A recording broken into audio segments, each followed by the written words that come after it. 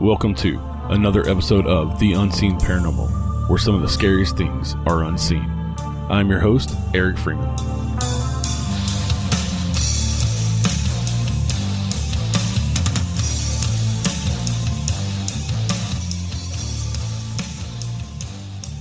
Hey everybody, welcome to this special Halloween week bonus episode.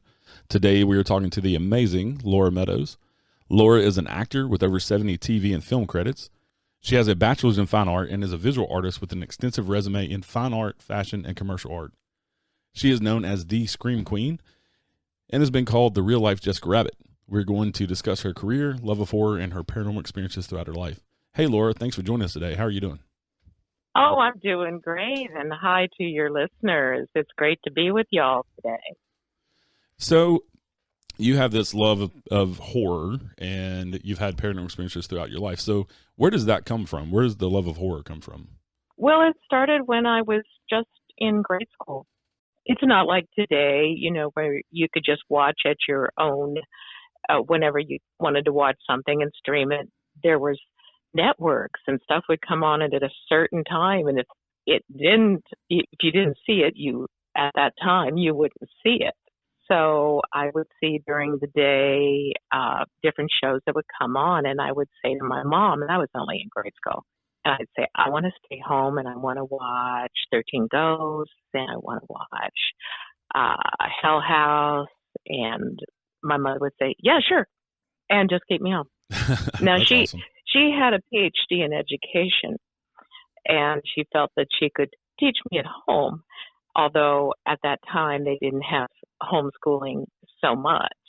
So I just started when I was a little kid, and it always continued.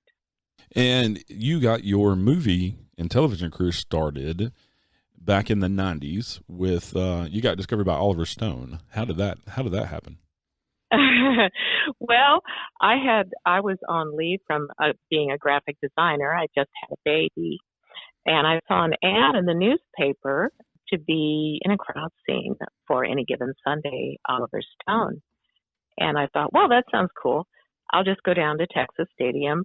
It's 100 degrees. I'll put the baby in the baby carriage, and I've got my toddler, and I will go down there. And they took my Polaroid, and then a few hours later, much to my surprise, they called me and said, we want you on the set at 6 a.m. Oliver Stone says you're cute. and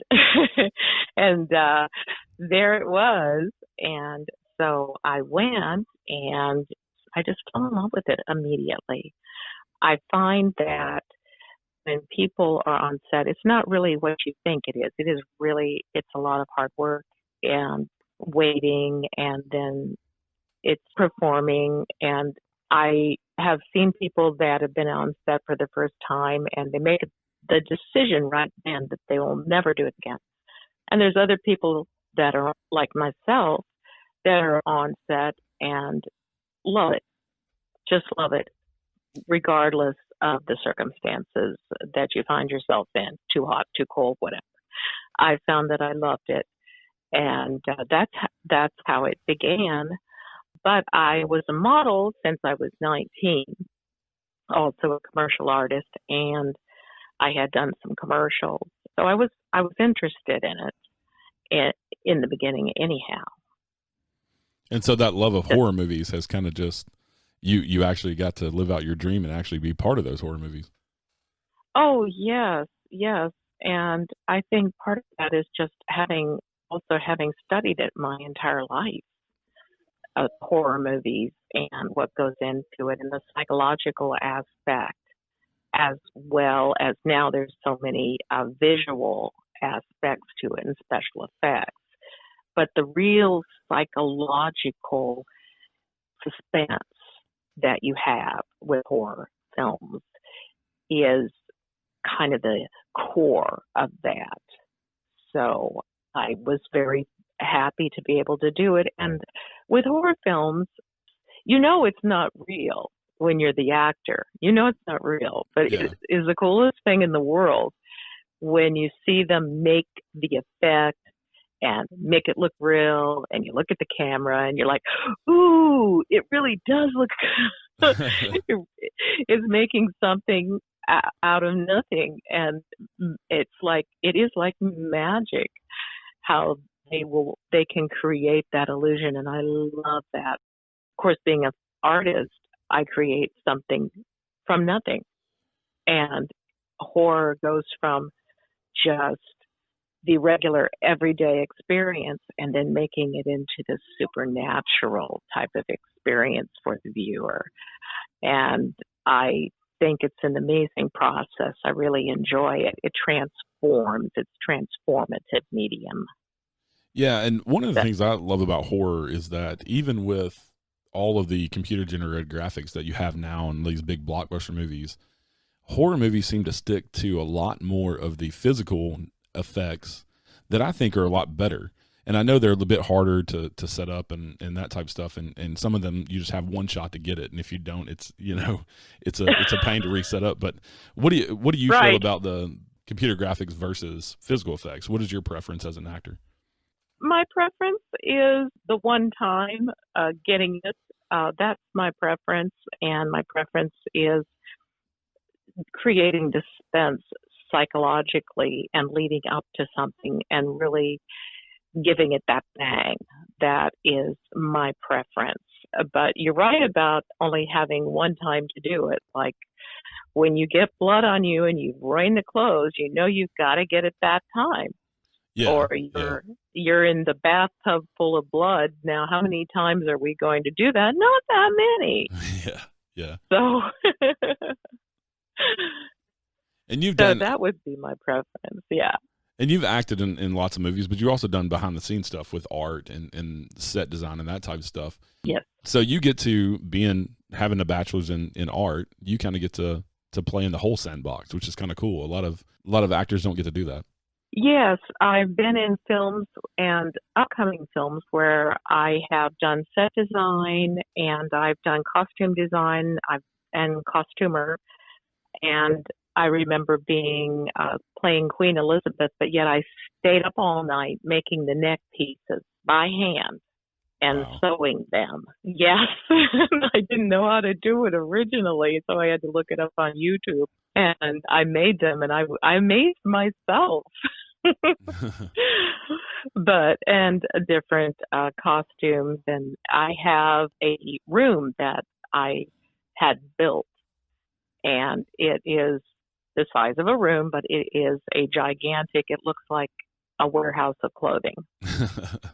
And I have clothes that fit me, clothes that fit other people, because sometimes I have to dress other people on smaller independent films. And so I will get a credit for both the acting and the costuming or the costume design. So kind of doing some of both. I really enjoy it, but the acting, I have had a long career in art, and acting really expresses for me what I have inside me to say right now. And I feel like I've said a lot of what I wanted to say with the visual arts. Doing your own costumes, how does that help with your portrayal of that particular character? Does that help you get more into character because you put so much time into that costume? Yes. When I think about it and I craft it, I think about it all the time, really. And I think some people would say that I've been doing costumes and dressing in costumes since I was in junior high school. Some people would say that. And I was different than the other people. I was goth before there was a goth. And I was painting my nails black when there was no black nail polish, at least in the Midwest. And so I was always transforming myself into a character. There was a phase when I loved the movie Blade, and I got the big, long, black trench coat, and I walked around and let it blow in the wind, and I would think to myself, yes, I'm Blade. So the clothing for me really helps me to transform into the character. And I've heard other actors say that too. it gives you that psychological, it. And I know best. I find the visual arts help me a lot in being able to know how I should position myself towards the camera, Yeah. what's going to look good, what kind of clothes are going to look good on me. And I find that that is a big help, that rounded experience. So I find the two go together. Yeah, and a lot of people wouldn't think that a fine arts degree would help you in that way, but that's kind of neat that you can use that to your advantage of having that degree and gone and gotten that training and being so skilled in that area of art that rolls over into your acting as well. Well, with film and television, I find that to be a very big advantage, because when they're setting up the shot, I can see it in my head as well. And I know as a person in front of the camera how to pose, how to look, how I want to portray, because I can visualize what I may be looking like from how they're shooting it. I like to look and see later what it looks like so I can readjust. But then, sometimes I can't do that. I don't always have that luxury. But yeah.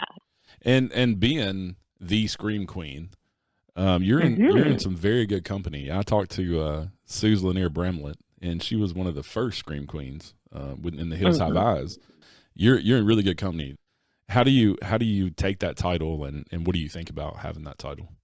Well, it comes naturally to me. I scream very well.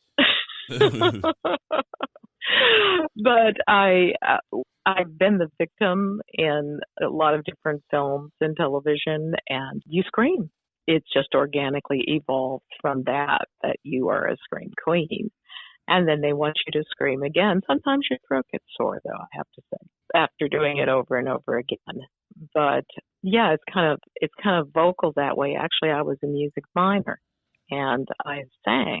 So that training also helped me with being able to vocalize and really belt out a good scream for you while you're getting stabbed, pretend stabbed, or pretend strangled, or pretend any number of things. I've been killed many different ways in my life, and I must be a cat. I seem to have 9 lives or more.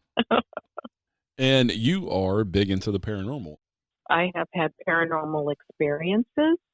I don't think that people who have never had a paranormal experience, they don't believe in it. And I get that, because if you don't see it, you're like, yeah, no, that's not real. That's not true. But once it happens to you, you're like, oh, okay, it is real. That's a shock. And you believe it after that. And so I have had different paranormal experiences, both with spirit entities, people that have passed, dreams, and just kind of knowing things and prophetic dreams. But I have some interesting ghost stories. I remember the first ghost I encountered. And after that, I was like, okay, I believe it. And that was in Iowa. Do you want to hear the ghost story? Yeah, for sure.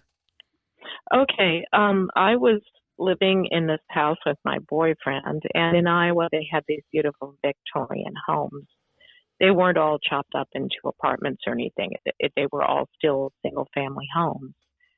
And our bedroom was upstairs, and the living room and dining room were downstairs. And I heard these loud footsteps downstairs. And my dad had gotten me lights for downstairs that I could click on from upstairs. And I'm like, I woke him up. I'm like, oh my God, there's somebody downstairs. There's somebody in the house. And I was really freaking out. I'm like, hey, you got to go down and check.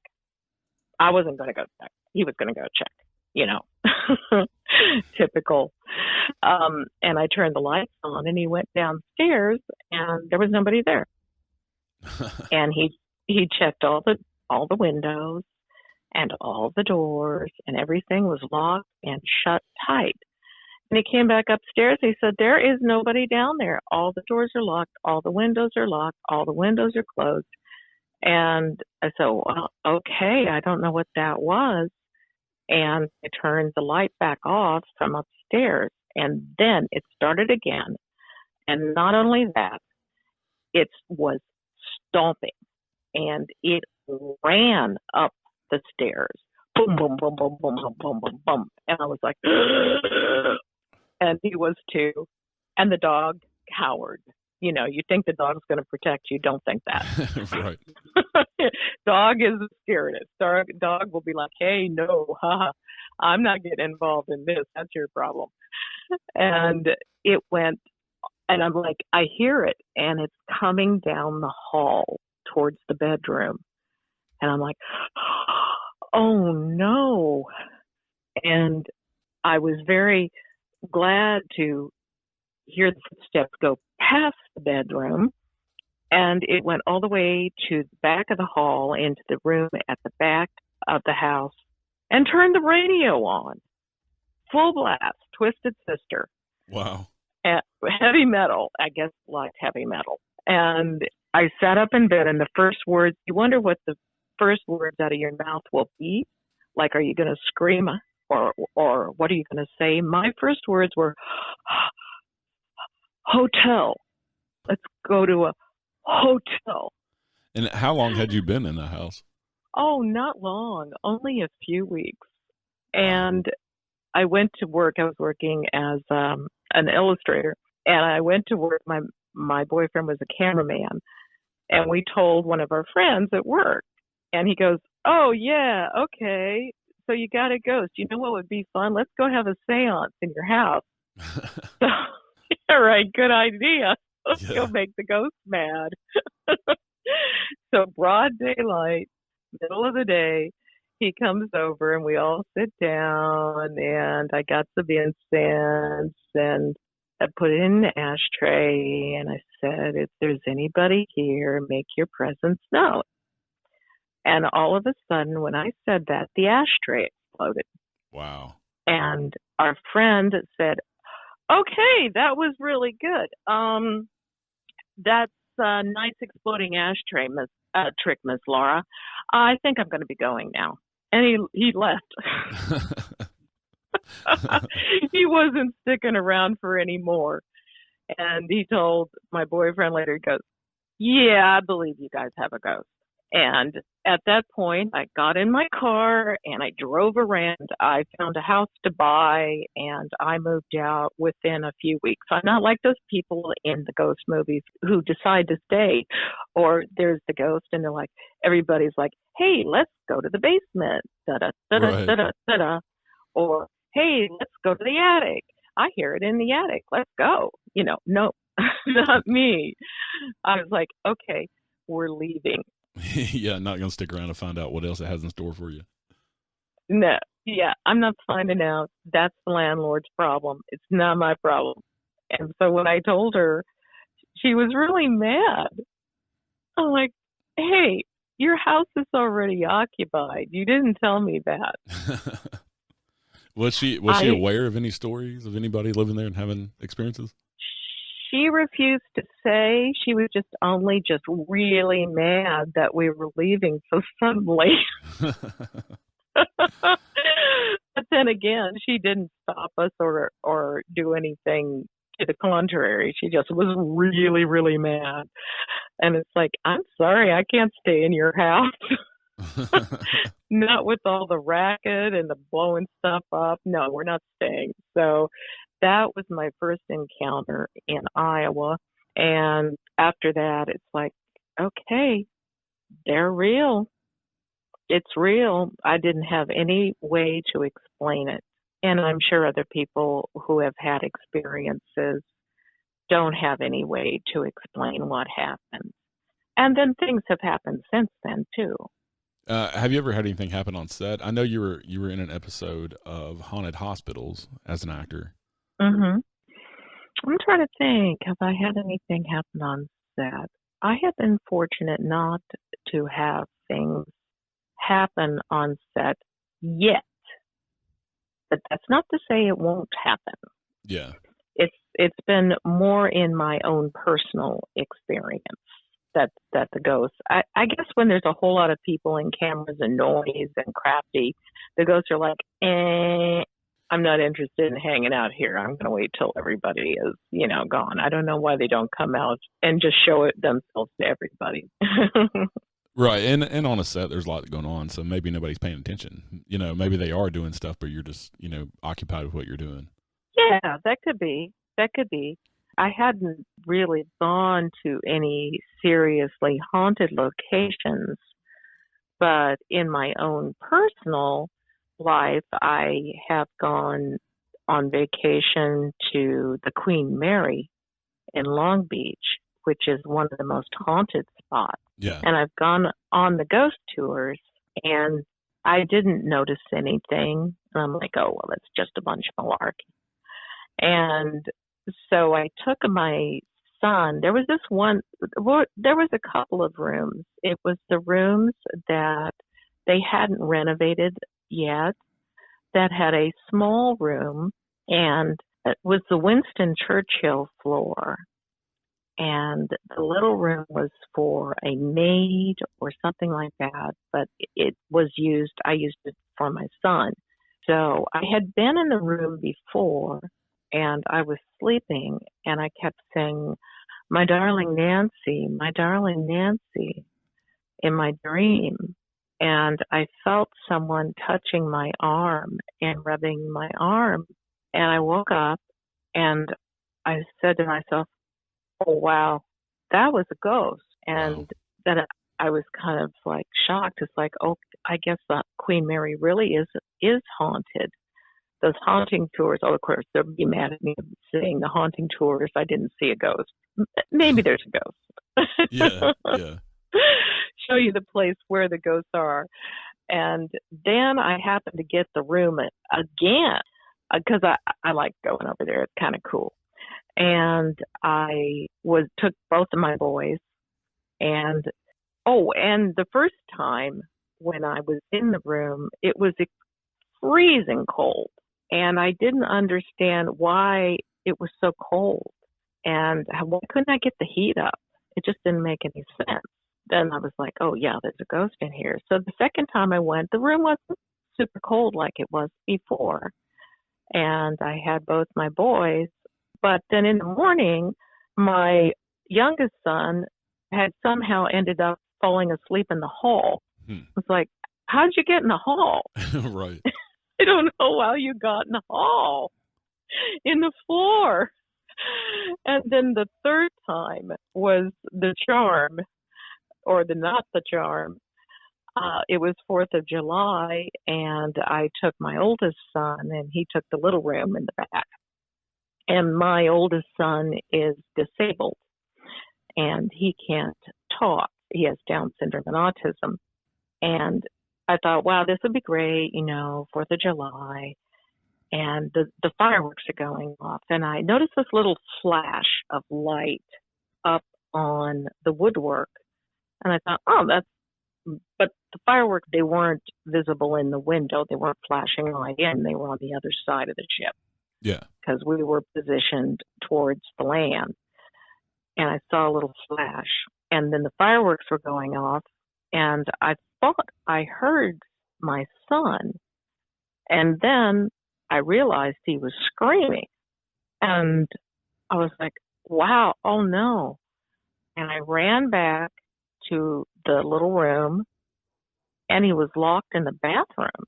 And I tried to get the bathroom door open, and I couldn't get it open. And he was in there, and he was screaming, and he was crying.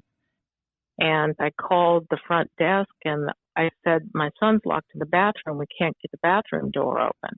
And they said, okay, we'll send somebody up. Well, they didn't send somebody up. And then I called them again. The manager and everybody came up, and they were trying to get the skeleton key, trying to get the door open, trying to help talk him into getting the door open. The door still won't open. And we can kind of see him through the crack of the door, and he's still screaming and crying. This has gone on for hours. We're trying to get this door open. Wow. And then finally, we have to get the fire department to come in with a saw and saw the door open from the hinges. And we kept telling him, okay, get back, stay away, because we didn't want a spark to get on them. This is very dramatic. And this, I guess the fact that the fireworks were going on was kind of covering up the chainsaw we had here, sawing the door off. And the door came off, and finally he came out, and they looked at him. They're like, oh, we're so sorry. We're so sorry. The room's free. Anything you want. Do you want balloons? Do you want candy? We'll send you breakfast. Oh my gosh. And this is the exact same room. This is the third time in this room. And the ghost told me her name was Nancy. And we went to sleep amazingly after having to have the door sawed off. And the next morning, they brought the breakfast, and the waiter said, so, how was your night? And I said, oh, my gosh, it was wild. And he looks at me, smirks, and said, yeah, we heard. He said, so the ghost locked your son in the bathroom? And I said, what? He said, yeah, the ghost. The ghost has done it before. Oh, wow. Really? He goes, oh, yeah. There's been different people locked in the bathroom. A little old lady was locked in the bathroom. We had to get her out. You guys are renting this room? Right. So they knew. They knew the room was haunted. And they were renting it anyway. And then the room was free. It's like, okay, the free room. And and I was exhausted, and I went to the front desk and I said, hey, your room's haunted. They didn't want to talk about it. But another thing, since my son, they say that people with connections or who have autism and Down syndrome, they're stronger in other senses to see other things that we don't see. So he became very curious to walk down the halls, and I had bought a book when I first got to the Queen Mary that listed all the rooms that were haunted. My room was haunted, according to the book. And he stopped, and I was watching and looking at the numbers of the rooms and the numbers in the book, and he stopped 90% accurate. For every single room that was listed in the book that was haunted, he stopped at. Wow. And some he went up to and had a conversation. He couldn't really talk, but he made sounds. Yeah. And I'm like, whoa, this is wild. He must be seeing something I'm not seeing. And there were some other rooms that he stopped at that were not in the book. And it was this particular Winston Churchill floor that seemed to have a lot of activity on it. I never took him back again because I had determined at that point it was just too dangerous. Yeah, and that had to be traumatic for him, being locked in the bathroom for that long and all of that going on. Oh, yeah. Yeah, it was. I don't know what entity was in there, but it wasn't one he was particularly fond of. And so, yes, I didn't take him back. I've been curious to go back with my other son, though. I would like to take some cameras and get back there. But, of course, with COVID-19, it closed. So we can't do that. But that was quite a dramatic experience on the Queen Mary. And I've since I posted it on Facebook, and there were other people that had similar experiences in that room. And there were a couple of other rooms that the lights would go on, and there was nobody there. And it's like, okay. But generally speaking, the room gets cold. I feel the room gets cold. And that's interesting that a entity came to you in your dream. And gave me a name. Yeah, so I knew the name and who it was, and she was very friendly. She seemed to like me, but she didn't like my boys. Seemed to not like guys very much, but she liked me fine. And for any of the listeners that aren't familiar with the Queen Mary, it was part of the Cunard line, the same line as the Titanic. So it was a luxury liner. And it was also used in World War One, I believe, as a cargo ship. Hmm. And so a And long history there. and weren't there battles and different people died during wartime and things like that. Winston Churchill was on there with his troops. I'm not sure of all the history, but there's the people that work on the Queen Mary. I've heard them say, "Oh, in the kitchen that things move." And I went to the salon there, and she said there was a black shadow that they could see walking around.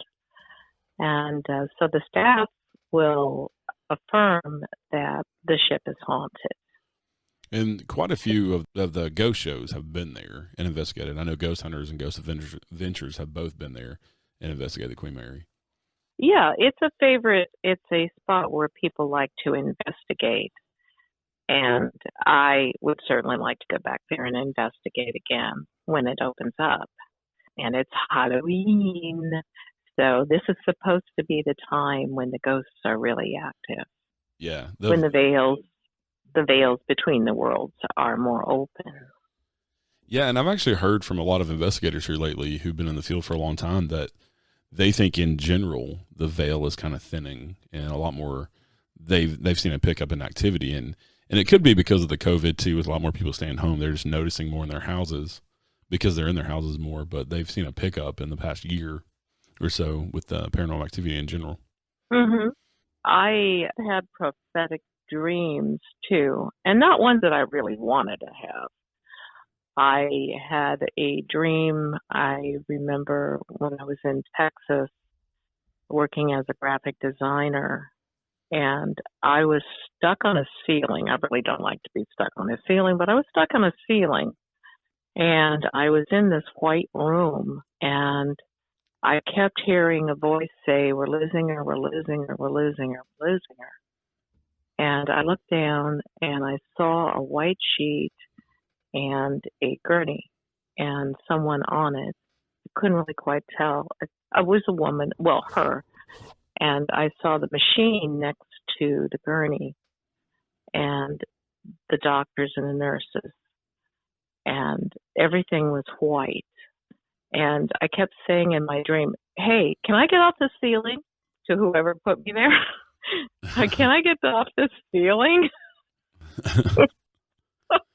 I'm not very thrilled with this. I kept hearing it, and then I heard, and boom, I woke up. That's kind of similar. That kind of experience is kind of similar to people who have claimed to have out-of-body experiences in hospitals where they're kind of above their body watching and they can tell the doctors and stuff exactly what they did to them and what went on in the room when they shouldn't have, for all intents and purposes, they were dead at that moment until they brought them back. Mm-hmm. I don't really know why I was on the ceiling and the other person wasn't, but for some reason, I guess they wanted to send a message to whoever was listening, and I guess I was receptive. So I went to work the next day, and I said, "I am really, really tired. I got woke up by this dream," and I told my friend, and then about an hour later, we got an announcement that our second line manager had just died the night before in the hospital. Wow. And my girlfriend said to me, "Laura, that's really scary. That's really spooky. Don't ever do that again." Or you mean don't tell you again? I can't stop it from happening. Yeah, not like Not like you had a choice in the situation. I did not have a choice in this situation. No, I am. I was the one who took the call. Yeah. Apparently, she put a call out, and I answered. "Oh, it's a spirit phone. Oh, we're on the ceiling now." But you probably had other guests that have had different types of experiences. Do people tend to have the ghost experiences and the dream experience, or what have you noticed? I think it just varies the person. I've talked to some people who have had dreams like that. I've had dreams like that myself, where I've talked to loved ones who have passed away that were very lucid dreams and felt very real. And Mhm. it's happened to me 3 times. All 3 times it was in the same setting. Well, it was outside on a very nice sunny day at a picnic table, and it's the exact same setting all 3 times. And all 3 of those family members looked happy and healthy, and they basically had the same message. They came to tell me that they were okay. So Mhm. that was pretty awesome, you know. Oh yeah, that is really good. After my father passed away, we had some serious disturbances and hauntings, I guess, around the house. My kids were all scared because, especially my daughter, because she said the doors were opening and closing on their own. And my telephone, I had to buy a new telephone because mine just stopped working. The interference in it destroyed my phone. And my dad, who I took care of, would ring a little bell when he needed me. And no matter what I did, my ringtone would always turn itself back to the bell. Wow. Yeah, that's I think that was him coming, you know, just saying, "Hey, I'm still here. You know, you might not be able to see me, but I'm going to get your attention." Yeah. And I remember going to coffee with someone else, and I said, "Hey, my phone is always turning to the bell." That is before the phone completely died. And then we heard a bell in a Starbucks, the same bell, but it wasn't my phone. Wow. And he looked at me and he said, "Okay, yeah, I believe in that stuff." I Like, Dad, really? I had a similar experience, but this was my dog that I had to we had to put down. He had cancer 2 years ago, and Mhm. afterwards, after we took him to the vet and had him put down, we were waiting on them to call us back, you know, to come pick him up and so we could bury him. We decided to go out and get lunch and kind of do something to get our mind off of it, and so we decided to go look around like Home Goods or, you know, At Home, one of those home decor stores. And we're walking around there, Mhm. and then we start looking at the dog stuff. And over the loudspeaker overhead, they said, "Chase, can you come to the front counter?" Well, our dog's name was Chase. And I thought Wow. yeah, that's too much of a coincidence to not be some sort of sign that to say, "Hey, he's okay," you know? And 2 hours earlier, Yeah. you guys had to put the dog down. Oh, Yeah. yeah, those things do not seem to be coincidence. If you're really listening and paying attention, I think that some people are when they slow down enough, they notice these things Yeah. and what exactly that someone is trying to communicate with them. And animals, I've heard that before, that animals try to reach back to you after they've gone, and no, your animals are there. I had a dream, and it was pretty vivid, that my dad came to talk to me, but he said, "I want to introduce you to my girlfriend." I'm like, what? And she was. It's like, wait a minute, Dad, you're married to my mom. And he said, "Well, I just want to introduce you to my girlfriend." And I met her in my dream. And he seemed to be very happy. And he was gone. And I'm like, well, now what exactly does this mean for my mom later on? Right. So, yes, our loved ones. But I didn't really have that experience with my mother, other than she saw the white light, Yeah. and both my parents, and it's the both of them see it up to the upper left. I don't know if you've ever heard anybody say that, but it appears that whatever they're seeing is on the upper left side. Yeah, I have actually. I've worked in medicine for 20 years, particularly Hmm. for 14 years I worked in emergency medicine. So, yeah, I've heard patients say that. Oh, on the upper left side. Yes. Yeah, upper left side. My dad, I did his hospice, both of my parents' hospice, and he looked to the upper left side and he said, "Who is that doorman?" Hmm. And he said, "Why is my mother here?" I'm like, "Whoa!" And Yeah. when you start to hear that, they're starting to see the spirit world. Right. So do you find that with most people that you talk to that they have had experiences with the spirit world? Yeah, I do. A lot of people, what I hear a lot of is, I don't believe in ghosts, but here's what happened to me. Uh-huh. And so even though they've had an experience, I don't know if they just have an issue reconciling that with not believing before. But yeah, I've heard that a lot from people. I don't believe in ghosts, but here's my ghost story. And I think a lot of investigators I've talked to, they've had the same experiences with people. I think in general, people believe or are more apt to talk about it because it's so pervasive in our culture now from all the TV shows and that type of stuff. You have all these paranormal investigators and all this stuff. Now I think they feel more comfortable talking about it. Right, right, right. They're not going to lock you up for seeing the ghost or having the ghost experience. Right, right. Lock you up for delirium like they did back in the 1800s. Yeah. Right. Yeah, no, we're actually having conversations about it now and realizing that many of us have had experiences with the other side. Truly believe that, of course, when you walk into some place that's haunted, I get scared. I don't quite know what to expect.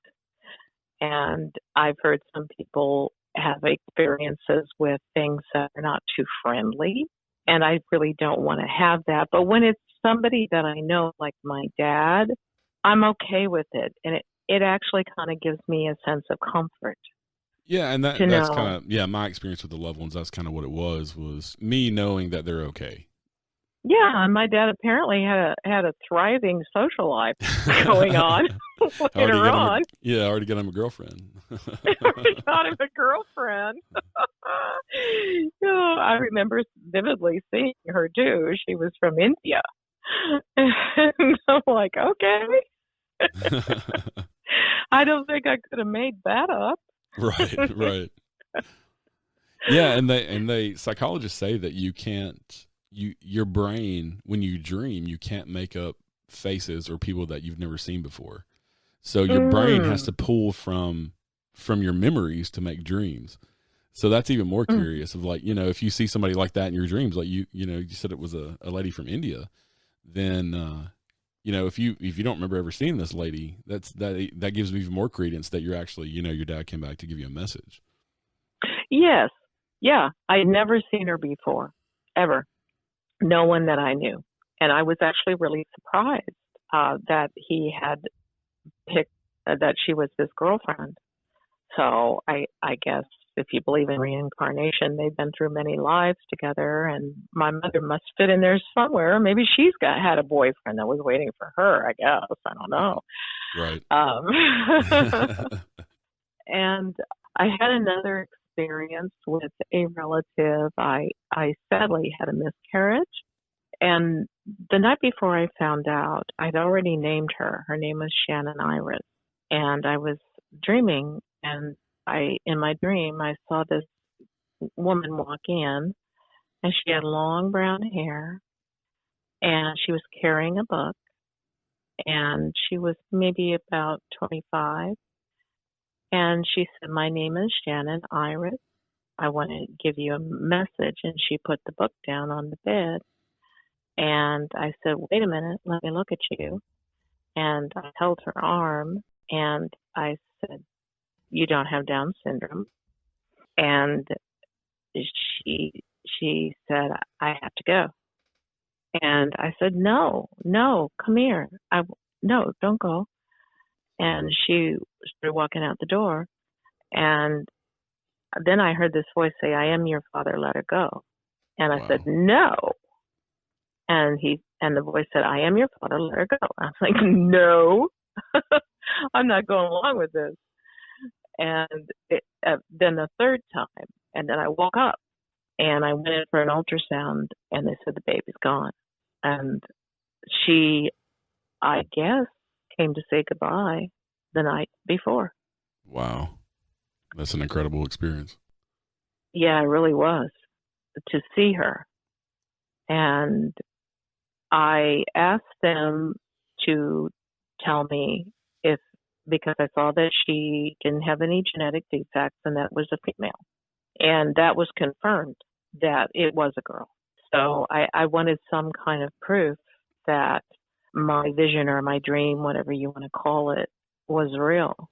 And I hope that what I am saying gives other people some validation when they've had these dreams and conversations in their dreams, to give them validity and credence, because it's happened to me. I'm sure it's happened to other people. And not to dismiss it, there's so much, I think, that we don't know. We think we scientists study and we investigate, but really there's so much we don't know and we don't understand. We think we have it, we think we understand it, but we don't. How could we? Right. So I think as time goes on, we will learn more and more about what is happening, but we don't really know until we cross that threshold. I think that the more that you pay attention, the more that you can have these experiences and will have these experiences. I think, unfortunately, a lot of people, when they're children, are taught out of this natural ability that we have to interact with the spiritual world and that other plane of existence. Yes, I agree. I agree. It's the same with the arts and being an actress and an artist and everything. They teach people not to be creative anymore and be practical. And maybe since I was never taught like that, because, like I said, my mother had a PhD in education. My father was a professor. They believed in allowing creativity and that sort of thing. And I wasn't taught not to think in a not childish but childlike manner. That's why it continued, both the artisticness and both the openness to other things that are going on. My father was a dowser, or I guess you would call it a water witch. You guys know what that is down there in Nashville, right? Yeah. Oh yeah. Yeah. Yeah. I've seen people take forked tree branches off a tree and find water. Yeah. Yeah. Well, my dad would do that, and he would be able to find, and it was really cool because he would hold the branches in his hands and they would just go together. He would walk around trying to find water, and sure enough, he would find it all over the yard. But he would say to my mom, he'd say, "Iris, flush the toilet." And then the water would go through the pipe, and the rods would go down, and then he would give, and then the purpose was he took us out in the yard so he could teach us. And I held him, and I couldn't seem to do it. But it seems to have been an ability in the Meadows family that had been around for quite a while. And there was a relative of mine called Rube Meadows, who was the sheriff of Branson, Missouri. And they had him written up that he also was able to douse. And he used that in his sheriff work. And he would go to the river when people were missing, and he would stick his arm down into the water while he was in the boat, and he could tell where the dead bodies were. Wow. And then he would send the divers down to get them, and they were there. He was right almost 100% of the time. Well, even nowadays with all the technology we have, a lot of the people that drill for wells and stuff, they still use dowsing rods to find where they should drill. Mhm. Yeah. Wow. I heard that the magician Kreskin, or is that his name? He had the scientists were trying to study his ability, and they weren't verifying it. And he's like, okay, never mind. I'm going to go to businesses because they really don't care if how I have it. They just want the results. And so he was able to douse, I guess, with crystal meth and find minerals. and then get a percentage of the minerals. And from the book I read, it worked. And he made a good living finding precious metals and minerals for businesses. They're like, hey, I don't care if you're psychic, whatever. If you can find this stuff, we will pay you. We don't care. It's fine. And so he moved from the scientific community that says there was nothing to it to the business community who really didn't care. Yeah, how he got it. They just want results. Yeah. They just wanted the results. However you arrived at that is fine. We don't care. We just want the results, and then you get a percentage of it. And that's what he ended up, from the book I read, that's what he ended up doing. But apparently he had a real gift. So I think that gift is in a lot of people. I think a lot of people are capable of that gift. They just have to go back to the childlike state and open their mind, pay attention to their dreams. It opens up a whole new world away from our construct that we create. Because there's a lot going on around us that we aren't even aware of. I mean, we can't see the full spectrum of colors or all the waves that are going through the air. How can we definitively be able to say we know everything? We don't. Yeah, that's a great point. So, yeah, I could go on and on about the paranormal experiences. I've just accepted it as a part of my life and the world, and other people have had experiences and other people haven't. But it's Halloween, and it's time to talk about it. Right. Right. Tell the stories and get all creepy and weird. Well, your stories have been incredible today. I thank you so much for coming on. And people thank you. You have some of the movies that you're in. They can find on Prime Video. Legend of Black Annie, The Butcher, and Grim Weaver are all on Prime Video. And they can look you up on IMDb under your name, Laura Meadows, and on Facebook under Laura Meadows. And you're also on Instagram and Twitter. Yes, Instagram. Look me up and follow me, Laura, LAURA _Meadows, MEADOWS _actress. And I use actress because I differentiate that from artist, because I have two different websites for each. I have Laura Meadows artist.com and I have Laura Meadows actress.com. So I separate the two. But really, I'm more active in the acting, and that's where my passions lie now. But I do some of the fashion design too. But I find when you're really focused on something, I get very single-minded, and I focus. I don't like to scatter my energies. So I like to, if I'm acting, I like to do that. But I will do both when I'm asked. And you're also on Twitter at Laura Ann Meadows.